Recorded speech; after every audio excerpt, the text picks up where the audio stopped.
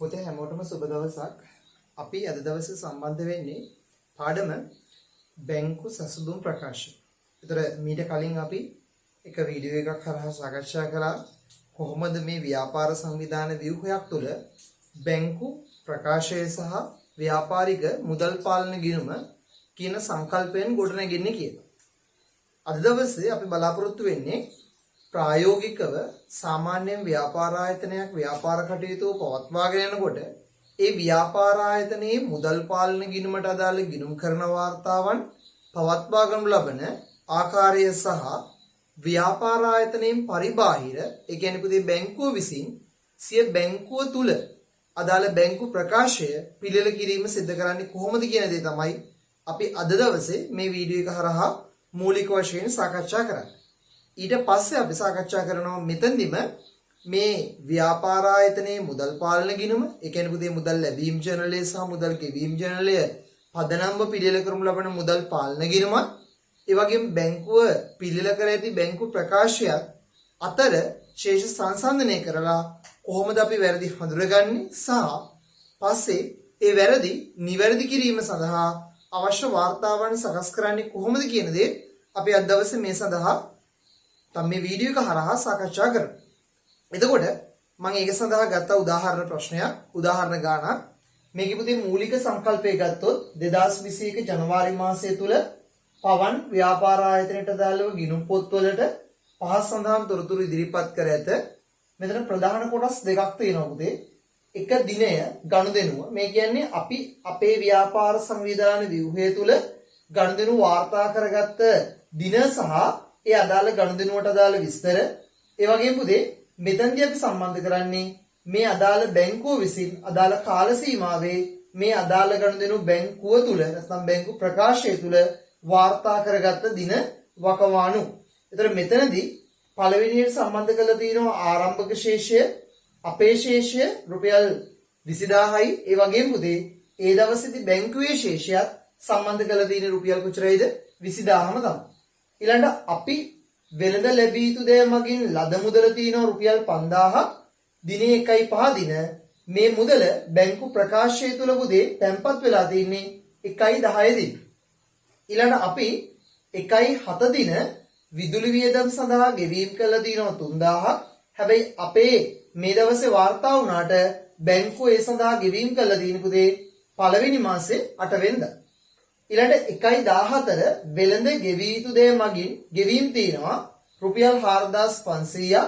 ඒක බැංකු ප්‍රකාශය තුල වාර්තා වෙලා තියෙන්නේ 2021 2.5. ඒතර අපි මේ මාසය තුල චෙක්පත නිකුත් කළාට නයිහිමියන්ට ඒ අදාළ චෙක්පත පුතේ අදාළ බැංකු ප්‍රකාශයේ වාර්තා වෙලා තියෙන්නේ ඊළඟ මාසය තුල. ඊළඟට මෙතන පුතේ අපේ තොරතුරු දෙන්නේ නැහැ. හැබැයි බැංකුවට අදාළ තොරතුරු දෙනවා.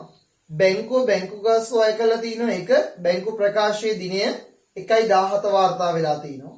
බැංකු ණයක් ලබාගෙන තියෙනවා ව්‍යාපාර ආයතනයේ විසින් ඊට අදාළ මුදල පුතේ බැංකු ගිණුමේ තැන්පත් වෙලා තියෙනවා 1.23.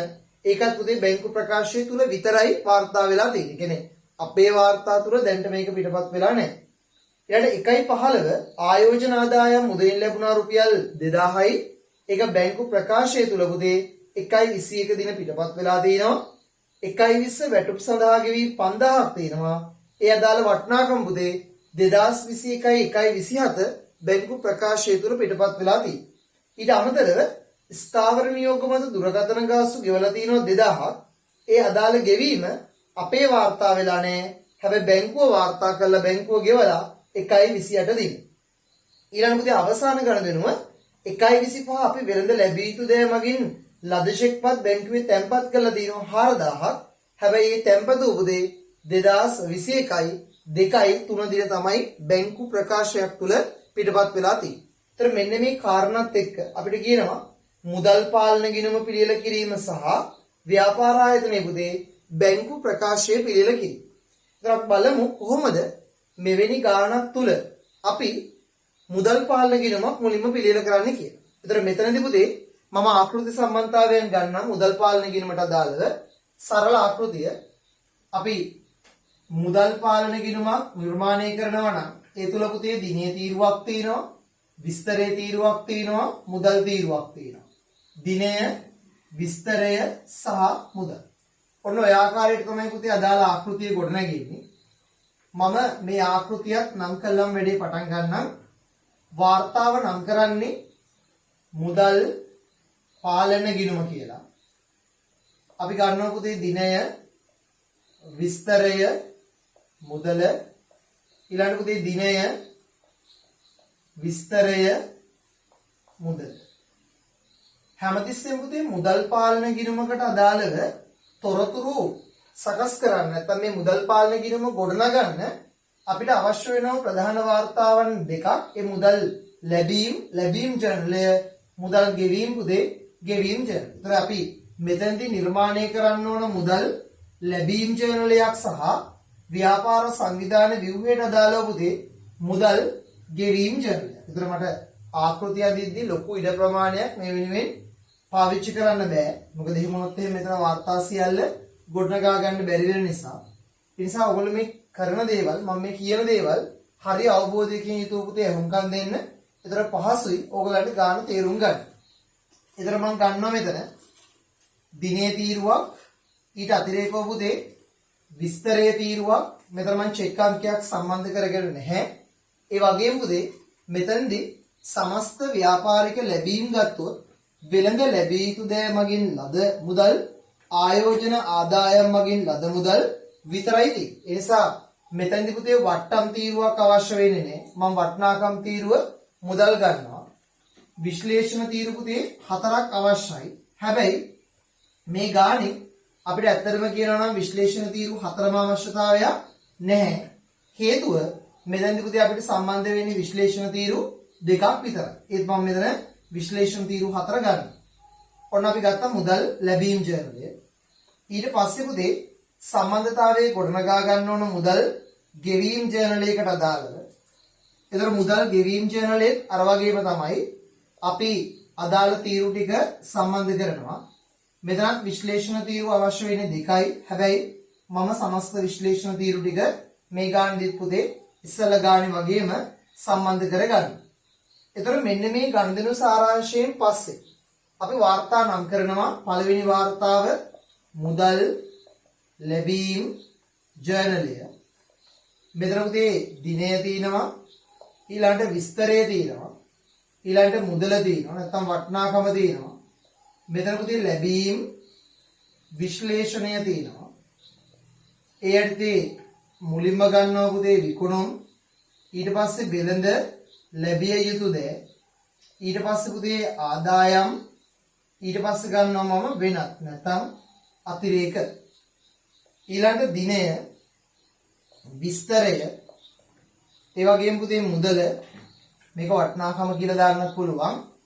ඊළඟ පුතේ ගෙවීම් විශ්ලේෂණය, ගෙවීම් විශ්ලේෂණය අපි ගන්නවා ගැනුම්, ඊළඟ පුතේ වෙළඳ ගෙවිය යුතු දේ සහ ව්‍යාපාරික වියදම් සහ වෙනත්. මේක විවිධ කියලා දාන්න පුළුවන්. අපි වාර්තාව නම් කරනවා මුදල් ගෙවීම් ජර්නලය. ඊළඟට පුතේ අපි ගන්නවා අපේ ඊළඟ වාර්තාව. ඒ තමයි මේ ව්‍යාපාර සංවිධාන ව්‍යුහයේ බැංකු ප්‍රකාශය. බැංකු ප්‍රකාශය. බැංකු ප්‍රකාශ ආකෘතිය ගත්තොත් පුතේ ඒ තුල ප්‍රධාන වශයෙන් අපි ගන්නේ මූලික තීරු කීපයක් විතරයි. ඒ දිනේ තීරුව, ඊළඟ පුතේ විස්තරයේ තීරුව, ව්‍යාපාරික වටිනාකම් තීරු 3ක් ගන්න. හරිද? ඒතර මේ වාර්තාවන් තුළ ආකෘති නම් කරොත් එහෙම අපි ගන්නවා පුතේ දිනය, ඊට පස්සේ පුතේ විස්තරය, ඊළඟට හර, බැර සහ ශේෂය. වාර්තාව නම් කරනවා බැංකු ප්‍රකාශය. මට මෙතන තියෙන ඉඩ ප්‍රමාණයත් එක්ක මම ගත්තේ බැංකු ප්‍රකාශය කියලා විතරයි.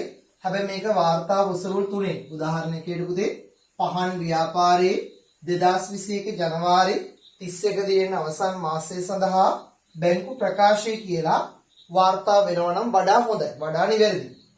එතකොට අපි ගාණ හදනකොට මතක තියාගන්න මේ වගේ ගාණ අපිට යම් තොරතුරු ප්‍රමාණයක් දීලා අපේ මුදල් පාලන ගිණුම සහ බැංකුවේ බැංකු ප්‍රකාශය කියන වාර්තාවන් දෙක හදන්න දුන්නොත් පුතේ පළවෙනිම කාරණාව තමයි අපි මේ දෙක වර්ග කරගන්න ඕනේ. කියන්නේ මුලින්ම අපි හදලා පස්සේ බැංකුව හදන්න ඕනේ. මේ දෙක එකට කරන්න බෑ.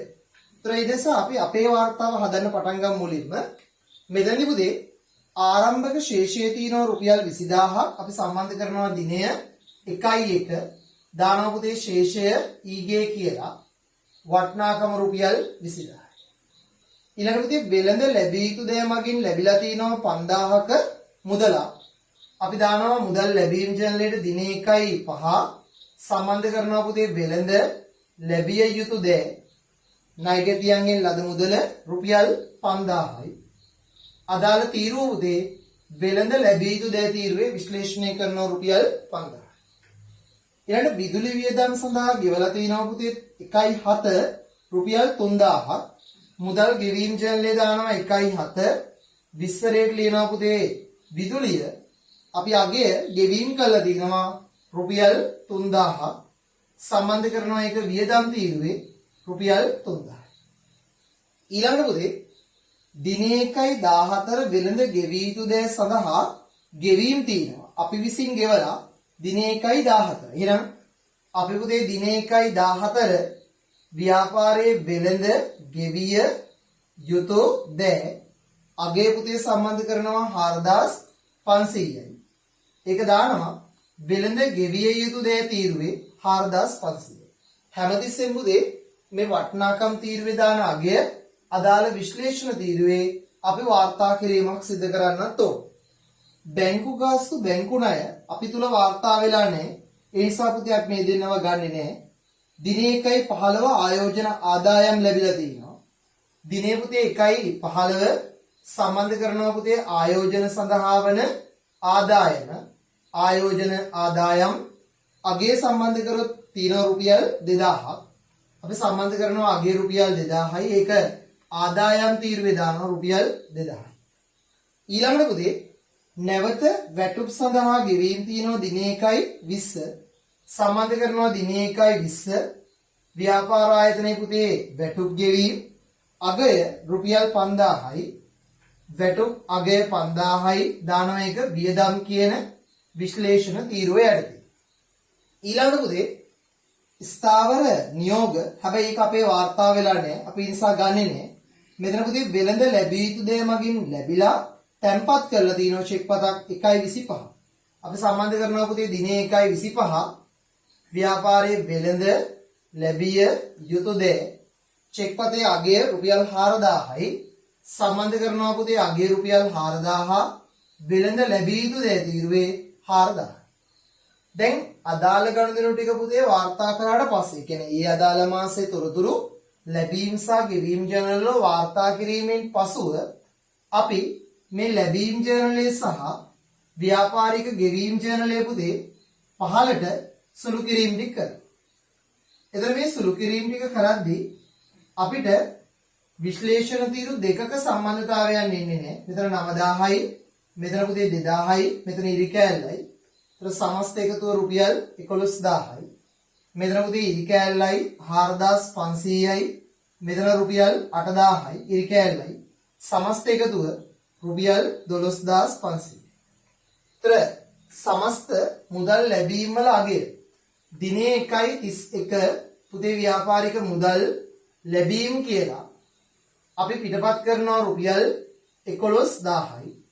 ඊළඟ දිනේ 1.31 පුතේ සමස්ත මුදල් ගෙවීම් දිනය 1.31 මුදල් ගෙවීම් කියලා පුතේ වාර්තා කරනවා වටිනාකම රුපියල් 12500යි. දැන් අපි මුදල් ලැබීම් සහ ගෙවීම් සාරාංශය මුදල් පාලන ගිණුමේ දැම්මට පස්සේ අපිට තියෙන්නේ මුදල් පාලන ගිණුම පුතේ ශේෂ කරන්න. එතන මුදල් පාලන ගිණුම ශේෂ කළොත් සම්බන්ධ වෙනවා 31000ක හරාගයක්. ඒ හරාගය අරයි යනවා පුතේ බැරට 31000යි. අපි වෙනස පිටපත් කරොත් එහෙම 3යි කියලා කියන්නේ පුතේ මෙතන 8යි එකක් ඉතුරුයි කියලා කියන්නේ 1යි 18500. එතන අපි මේ ශේෂයට ලියනවා පුතේ 1.31 ශේෂය පාගේ අනිත් පැත්තෙන් ලියනවා 2.1 ශේෂය ඊගේ වටිනාකම කීයද පුතේ රුපියල් 18500. ඔන්න ඔය විදිහට තමයි අදාළ ගනුදෙනු වල පුතේ සාරාංශය අපේ පැත්තෙන් අපි වාර්තා කරන්නේ. දැන් ඊළඟ කාරණාව මම දැන් කියවනේ බැංකු ප්‍රකාශය හදනවා කියලා. ඒතර දැන් අපි බලන්නේ පුතේ බැංකුවේ දෘෂ්ටි කෝණය. ඒතර මම ඔයාලට කිව්වා අපිට මේක වත්කමක් වගේම බැංකුවට මේක වගකීමක්. ඒතර මතක තියාගන්න මෙන්න මේ කාරණාව පුතේ අපි චෙක්පත් නිකුත් කරන දේවල්. ඒ කියන්නේ අපේ චෙක්පත් නිකුතු අඩු වෙන දේවල් අපි ව්‍යාපාරික වාර්තා කරන්නේ හරට. අපේ සල්ලි පුතේ වැඩි වෙන දේවල් අපි ඒ කියන්නේ ව්‍යාපාරික වශයෙන් වගකීම වැඩි කරගන්න ගනුදෙනු වාර්තා කරන්නේ පුතේ බැරට. ඒ නිසා අඩුවීම් වාර්තා කරනවා හර වැඩිවීම් වාර්තා කරනවා පුතේ ව්‍යාපාර බැර. එහෙම කරද්දී බැර කරන දේවල් ශේෂයට ධන බලපෑමකුත් හර කරන දේවල් ව්‍යාපාරික ශේෂයට ඍණ බලපෑමකුත් පුතේ අපි ගැලපුම් කරනවා. බලමු කොහොමද මේක ප්‍රායෝගිකව වෙන්නේ කියලා. තව වැදගත් කාරණාවක් තමයි ප්‍රායෝගිකව පුතේ අපි ගනුදෙනුවක් වාර්තා කරන දවස තුල බැංකුවේ ඒ අදාළ ගනුදෙනුව පිටපත් වෙන්නේ නැහැ. ඒතර බැංකුවේ වාර්තා වෙන දින පුතේ වෙනස් වෙන්න පුළුවන්. ඒතර අපිට අර ඉස්සෙල්ලා ගත්තා වගේ පිළිවෙලට මේ දින ටික මෙතන බලාපොරොත්තු වෙන්න බෑ. ඒතර අපි දැනගන්න ඕන ගාන කියවලා 1.1 ගනුදෙනුව දාලා ඊට පස්සේ 1.10 දාලා 8 වාර්තා කරන්න බෑ. එහෙනම් 8 වාර්තා කරලා ඊට පස්සේ තමයි 10 වාර්තා කරලා ඊට පස්සේ 17 වාර්තා කරලා 21 වාර්තා කරලා 23 වාර්තා කරලා 27 වාර්තා කරලා 28 වාර්තා කරන්න ඕන. ඒතර පිළිවෙල පුතේ අපි හදා ගන්න ඕන. කාට හරි මේක පැටලෙනවා නම් මුල් අවස්ථාවල මේ ටික පුතේ කියවලා මුලින්ම මේ තුල 1 2 3 කියලා අංකකරණය කළා නම් අනිවාර්යෙන් මේ වාර්තාව හදාද්දී කිසිදු ගැටලුවක් ඇති වෙන්නේ නැහැ. හැබැයි ප්‍රායෝගිකව අපි ගණන් කීපයක් ගොඩනගනකොට අපිට ওই දැනුම ගොඩනගෙනවා. ඊට පස්සේ ඉතින් අවශ්‍ය වෙන්නේ නැහැ.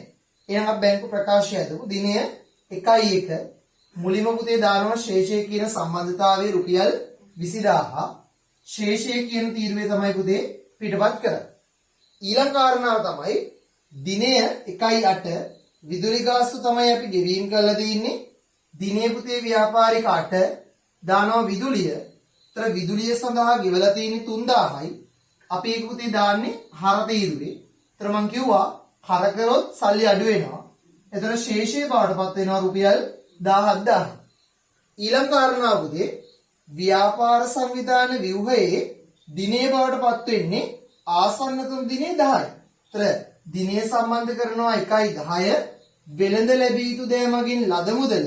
ඒතර සම්බන්ධ කරනවා පුතේ මෙතන වෙළඳ ලැබිය යුතු දෑ වටිනාකම රුපියල් 5000යි දාන්නේ බැරට ශේෂය පුතේ රුපියල් 22000 දක්වා වැඩි වෙනවා.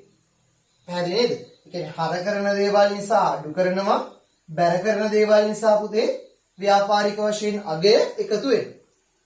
ඊට පස්සේ පුතේ දිනය ආසන්නතම දිනය අපිට සම්බන්ධ වෙන්නේ ගත්තොත් එහෙම 17.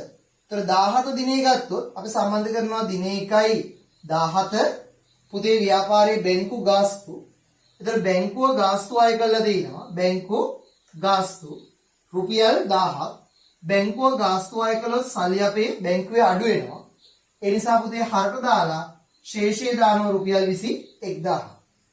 ඊළඟට අපේ ආසන්නතම දිනේ තියෙන පුතේ 21 ඒ ආයෝජන ආදායම් මගින් ලද මුදල තැන්පත් කරලා දිනේ 1.21 පිටපත් කරනවා පුතේ මෙතන ආයෝජන ආදායම් කියලා.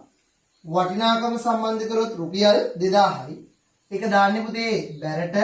ඒතර ශේෂය රුපියල් 23000ක් වෙනවා.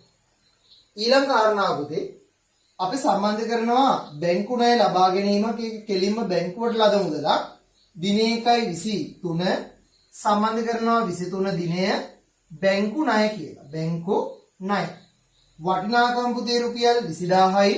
අපි මේ 20000 දාන්නේ බැරට. ඒතර ශේෂය රුපියල් 43000. ඊළඟට අපේ ආසන්නතම දිනේ පුතේ සම්බන්ධ වෙන්නේ 27 ඒ වැටුප් සඳහා වන ගෙවීම දිනේ 1.27 සම්බන්ධ කරනවා පුතේ ව්‍යාපාරයේ වැටුප් වල අගය සම්බන්ධ වෙනවා රුපියල් 5000ක්. අපි ඒක දානවා පුතේ ව්‍යාපාරයේ හරට රුපියල් 38000ක් බවට අපි ශේෂය සකස් කරගන්න. මොකද ශේෂයේ පුතේ හර වෙන දේවල් නිසා අඩු වෙනවනේ. බැර වෙන දේවල් නිසා මොනවා වෙනවද ව්‍යාපාරේ එකතු වෙන්නේ. ඊළඟට නැවත තියෙනවා දිනය සම්මන්තාවේ 28 ස්ථාවර නියෝග අනුව ගෙවලා තියෙන පුතේ දුරකථන ගාස්තු දානවා දිනේ 1.28. මෙතන දානවා ඕනනම් ස්ථාවර නියෝග කියලා පුංචිරි කැලල පුතේ කවුද? දුරකථන ගාස්තු. දුරකථන ගාස්තු වියදම් වගේ රුපියල් 2000. අපි දානවා එනම් දුරකථන ගාස්තු පුතේ හරට රුපියල් 2000. ඒතර ශේෂය කීයද රුපියල් 36000. රුපියල් 36000. දැන් පුතේ මේ ප්‍රායෝගික භාවිතය තුළ ඔයාලට පැහැදිලි නේද? අපි හදපු මුදල් පාලන ගිණුමේ ශේෂය 18500යි. ඔන්න මෙතන ආගේ පුතේ ආවේ රුපියල් 18500. බැංකු ප්‍රකාශයේ අවසාන ශේෂය පුතේ ව්‍යාපාර ආයතනයේ අවසාන ශේෂය රුපියල් 36000. එතකොට මේ අදාළ කාලපරාසය තුල පුතේ අපි හදපු අපේ වාර්තාවේ ශේෂය බැංකුව හදපු බැංකු ප්‍රකාශයේ ශේෂයත් එක්ක සමාන වුණාද පුතේ? නැහැ. සමාන නැහැ. ඒක මොකද උනේ? අසමාන. එහෙනම් මේ වගේ ගාණක් අපිට දුන්නොත් අපි ඊට පස්සේ දැනගන්න ඕන කොහොමද වැරදි හොයාගන්නේ කියලා.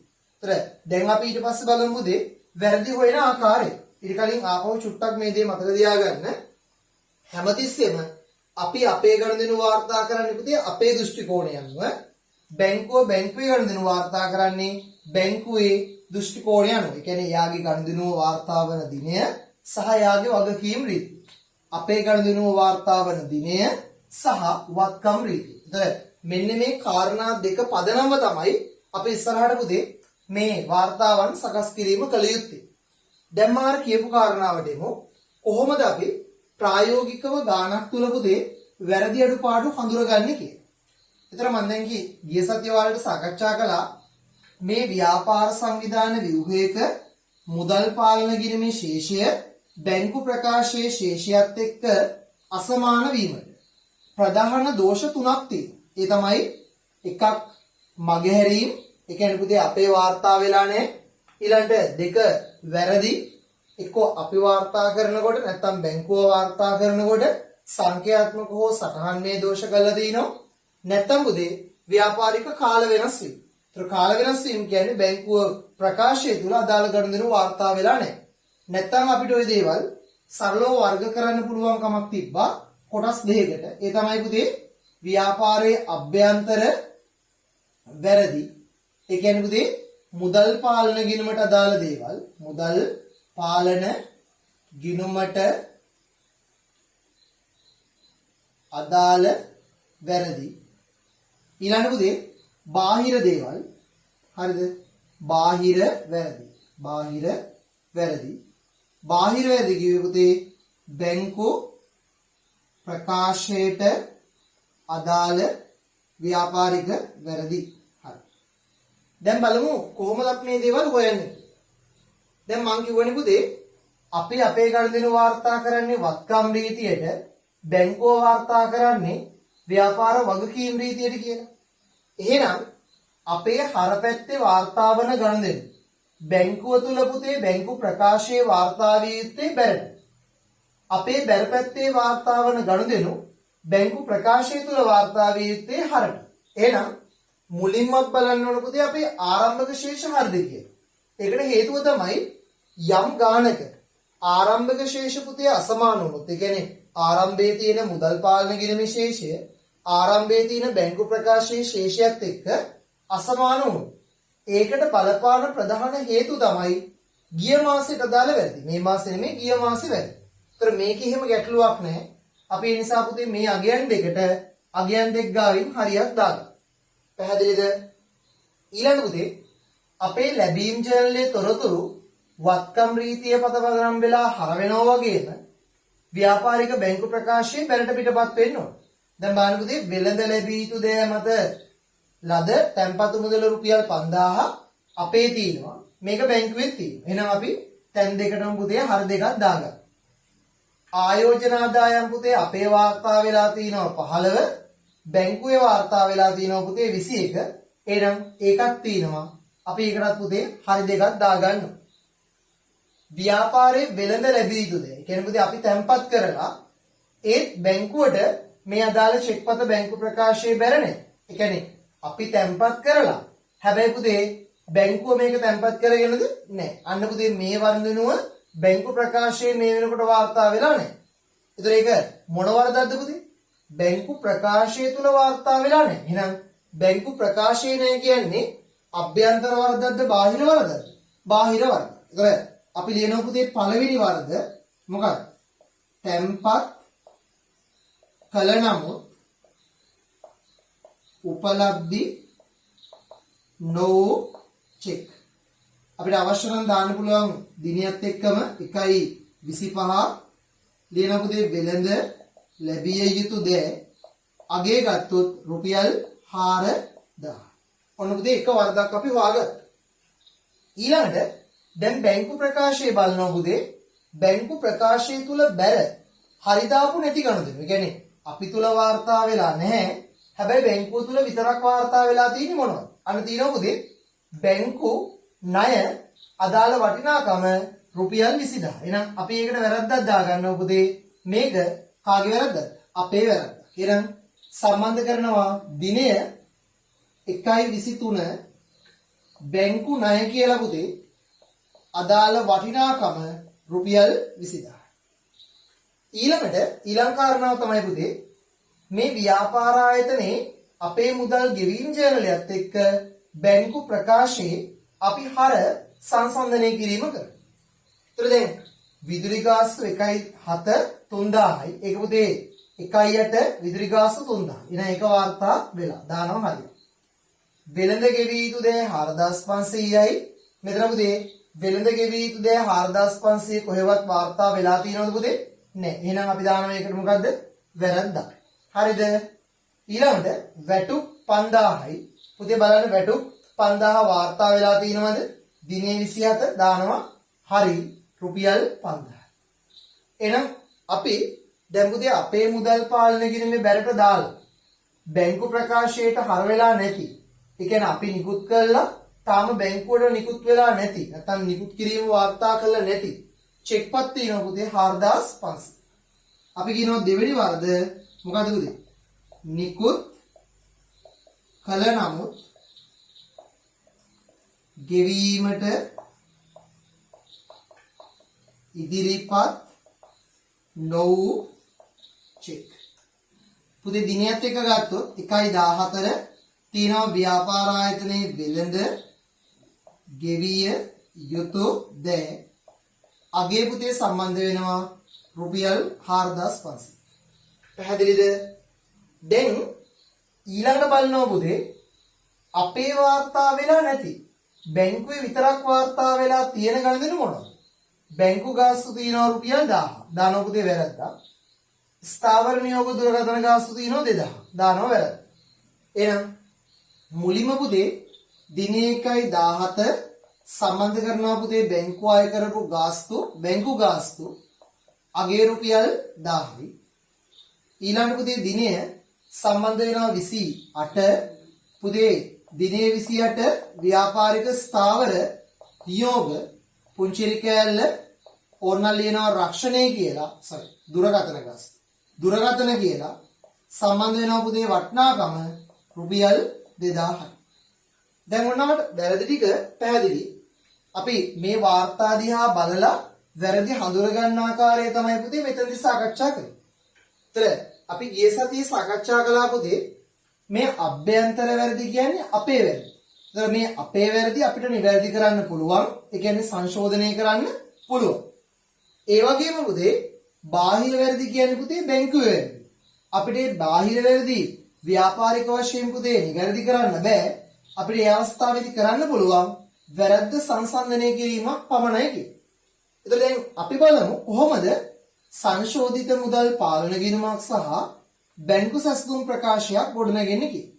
ඒතර මතක තියාගන්න පුතේ තව වැදගත් කාරණාවක් අපි සංශෝධිත මුදල් පාලන ගිණුම ගොඩනගනකොට ඒකට ආරම්භක ශේෂයක් ගන්න එපේ.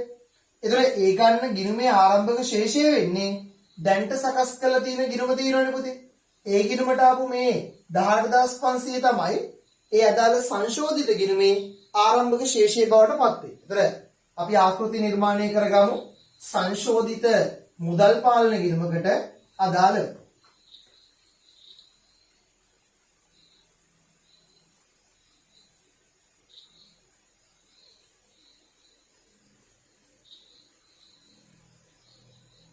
හරි. මම මෙතන චුට්ටක් මැකුවා. ඒක ආපහු පොඩ්ඩක් සම්බන්ධ කරන්න. මෙතන පුතේ තිබ්බේ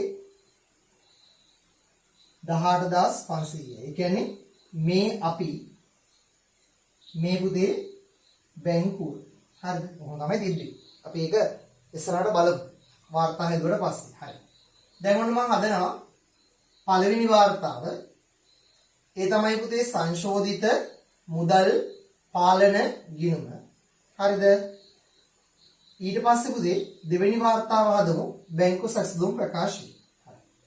මුලින්ම පළවෙනි වාර්තාව සම්බන්ධ කරලි. වාර්තාව නම් කරනවා පුතේ සංශෝධිත මුදල් පාලන ගිණුම. පුතේ දිනය විස්තරය මුදල දිනය විස්තරය මුදල. හරි. ඊළඟට දෙවෙනියට අපි ගන්නවා පුතේ වාර්තාව ඒ බැංකුව විසින් සකස් කළ ව්‍යාපාරික බැංකු ප්‍රකාශය. ඒ කියන්නේ බැංකු සැසඳුම් ප්‍රකාශය. ඒ පුතේ ප්‍රකාශන ආකෘතියක් විදිහට තමයි නිර්මාණය කරන්නේ. එයත් ගන්නවා සාමාන්‍යයෙන් විසරුල් 8ක් විතර වගේ වෙයි. වාර්තාව නම් කරනවා බැංකු සැසඳුම් ප්‍රකාශය. හරි. පුතේ මං කිව්වා දැන්ට අපි හදලා තියෙන වාර්තාවේ තියෙන ශේෂය තමයි මේකට ආරම්භක ශේෂය විදිහට ගන්න. ඒතර මෙතන පුතේ දිනය 1.31 සම්බන්ධ කරනවා පුතේ ශේෂය ඊගේ කියලා. දැන්ට තියෙන ශේෂය රුපියල් 18500. ඊළඟ කාරණාව මේ අභ්‍යන්තර වැරදි වලින් පුතේ ශේෂය වැඩි වෙන දේවල් අපි මොනා කරනවද? හර කරනවා. ශේෂය අඩු වෙන දේවල් බැර කරනවා. මොකද සංශෝධිත මුදල් පාලන ගිණුම හදද්දිත් පුතේ අපි ඒ සඳහා පදනම් කරගන්නේ වත්කම් රීතිය. ඒතර මේ තුල සම්මන්තාවේ දානවා දිනේ 1.23 දිනේ නම් අත්‍යවශ්‍යම නෑ පුතේ. ව්‍යාපාරික බැංකු ණය මත ලද මුදල රුපියල් 20000යි. ඒක හරට දානවා. ඊළඟ පුතේ බැංකු ගාස්තු සහ ස්ථාවර නියෝග දුරකථන සල්ලි අඩු වෙන ගණන් දෙනවා. අපි දිනේ දානවා පුතේ 1.17 මුලින්ම බැංකු අය කළ බැංකු ගාස්තු සම්බන්ධ කරනවා පුතේ බැංකු ගාස්තු රුපියල් 1000යි. දිනේ 1.28 පුතේ සම්බන්ධ කරනවා දුරකථන ගාස්තු සම්බන්ධතාවයේ අගේ රුපියල් 2000යි. දැන් පුතේ මේ ගනුදෙනු වාර්තා කළාට පස්සේ කියන්නේ අභ්‍යන්තර වැරදි ටික හඳුනාගෙන එය සංශෝධනය කළාට පස්සේ අපිට පුළුවන් ඒ අදාළ වාර්තාව ශේෂ කරලා සංශෝධිත ශේෂය හොයන්න. ඒතර මෙතන හරපැත්ත එකතුව 38500යි. මෙතනත් පුතේ රුපියල් 38500යි. අගය රුපියල් 35500. පැහැදිලි නේද? දිනේ පුතේ 1.31 ලියනවා අපි සංශෝධිත ශේෂය පාගේ 2.1 අපි ලියනවා පුතේ සංශෝධිත ශේෂය ඊගේ රුපියල් 35500යි. 35500. දැන් මේ අපි ගන්න පුතේ සංශෝධිත ශේෂය තියෙනවනේ. අන්න ඒ ශේෂය තමයි අපි විසින් හදනකොට සැසඳුම් ප්‍රකාශය. ඒ සැසඳුම් ප්‍රකාශයේ ආරම්භක ශේෂය බවට පත් කරගන්න. ඒතර සැසඳුම් ප්‍රකාශයේ ලියනවා ශේෂය සංශෝධිත මුදල් පාලන ගිණුමට අනුව ශේෂය අවශ්‍ය නම් පුතේ ඉතිරිය කියලා ලියන්නත් පුළුවන්. ඉතිරිය කියලා ලියනවා වරහන් ඉදිරිය ලියන්න. ඒතර අගේ කීයද? රුපියල් 35500. හරි. අග. මෙතන ගණන් දෙකක් තියෙනවා. එකක් තැන්පත් කළ නමුත් උපලබ්ධි නොවුචේ. දෙක පුතේ නිකුත් කළමුත් ගෙවීමට ඉදිරිපත් නොවුචේ. ඒතර මේ දෙකම බාහිර වැරදිනේ. ඒතර පුතේ මේ දෙකම බාහිර වැරදි නිසා අපි හඳුනා ගන්න ඕන මේ තුල මූලික වශයෙන් අපිට සම්බන්ධ වෙන විචලයන් ටික. ඒ කියන්නේ මේ දේ එකතු කරනවද මේ දේ අඩු කරනවද කියන කාරණාව අපි හඳුනා ගන්න ඕන. දැන් මම කියවනේ පුතේ මෙතනදී කරන්නේ සැසදීමක් කියලා. මොකද මෙතනදී කරන්නේ සැසදීම. මම මේ පුංචි කොටස මකලා ඉවත් කරනවා. ඒක අපි මෙතනට පදනම් කරගත්ත නිසා මේ සැසදීම වලට පැහැදිලි කරා. දැන් මෙතනදී පුතේ සසඳුන් ප්‍රකාශයේ ගත්තොත් එහෙම දීලා තින්නේ අපි. ඒ කියන්නේ පුතේ මෙහෙම ගමුකෝ. දීලා තින්නේ අපි. හරිද? අපේ ශේෂය තමයි දීලා තියෙන්නේ. අපි මෙතන හොයන්නේ පුතේ බැංකුවේ ශේෂය. ගණදෙනු අංක 1 තැන්පත් කළමුත් උපලබ්ධ නොවුචෙක්. તો දැන් තැන්පත් කළාම අපේ සල්ලි පුතේ ව්‍යාපාරය වැඩි වෙනවනේ. ඒත් බැංකුව තුල ඒ අදාළ ව්‍යාපාරික දේ තැන්පත් වෙලා නැත්තම් පුතේ ව්‍යාපාර ආයතනයේ බැංකුව තුල තැන්පත් වෙලා නැහැ කියන්නේ බැංකුවේ සල්ලි අපේ සල්ලි වලට වඩා අඩුයි. ඒතර දීලා තියෙන අපේ සල්ලි ව්‍යාපාරික වැඩි නම් හොයන කෙනා පුතේ ව්‍යාපාරයේ අඩුයි නම් අපි පිළිතුර මොනා කරනවද පුතේ ව්‍යාපාර සංවිධාන ව්‍යුහය තුල අඩු කිරීම කරනවා. ඊළඟට දෙක තමයි නිකුත් කළ නමුත් ගෙවීමට ඉදිරිපත් නොවුචේ. ඒතර නිකුත් කළාම වෙන්නේ පුතේ ව්‍යාපාර ආයතනයේ අපේ චෙක්පත් නිකුත් කිරීම තුළ අපේ සල්ලි අඩු වෙනවනේ.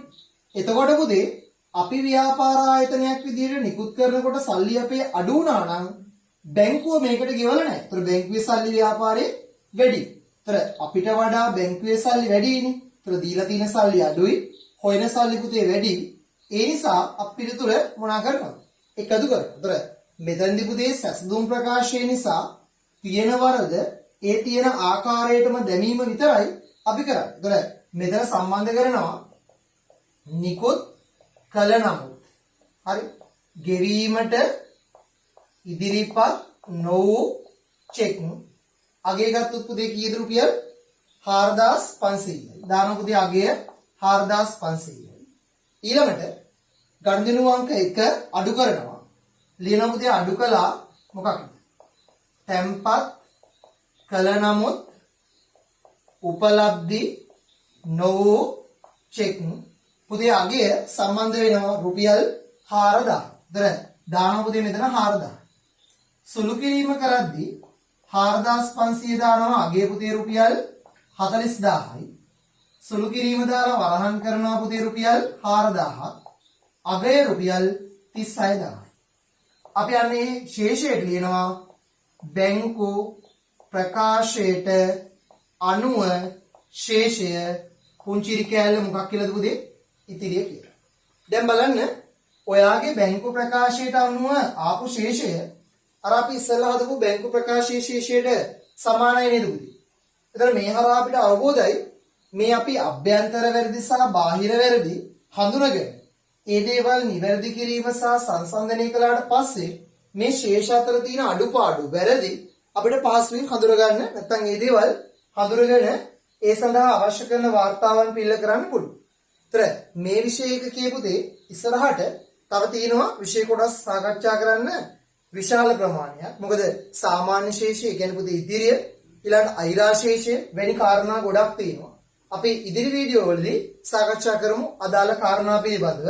ඒතර මේකෙදිත් ඔයාලට මොන හරි ගැටලු තියෙනවා නම් ඒ ගැටලු සම්බන්ධයෙන් ඔයගොල්ලෝ කමෙන්ට් කරන්න. ඒතර මම ඊළඟ වීඩියෝ එකේදී මේ දේවල් වලට යම්කිසි බරතැබීමක් තියලා ඉස්සරහට විෂය කරුණු ටික සාකච්ඡා කරන්න. එහෙනම් අද දවසේ මේ කතා කරපු දේවල් ටික ඊළඟ දවසේ අපි ගණන් හදනකොට ගොඩක් වැදගත් වෙනවා. ඒ නිසා මේ වීඩියෝ එක හොඳට බලලා බැරි දේවල් තියෙනවා නම් ඒ දේවල් නැවත නැවත ප්‍රශ්න කරන්න තමන්ගෙන්ම ආපහු පොඩ්ඩක් මතක් කරලා බලන්න උගන්වපු දේවල් සහ ඔගොල්ලෝ දැන් කතා කරපු මේ කාරණාත් එක්ක මොන හරි අඩුපාඩුවක් තියෙනවද කියලා දැනට තවදුරටත් ඉස්සරහට යන්න. අන්න ඒ දේවල් විතරක් කමෙන්ට් කරලා අපි අපේ අර අඩුපාඩු ටික හදා ගන්න අවශ්‍ය කරන පදනම ගොඩනගා ගමු. එහෙනම් හැමෝටම සුබ දවසක්. අපි ඊළඟ වීඩියෝ එකේදී ආපහු සම්බන්ධ වෙමු.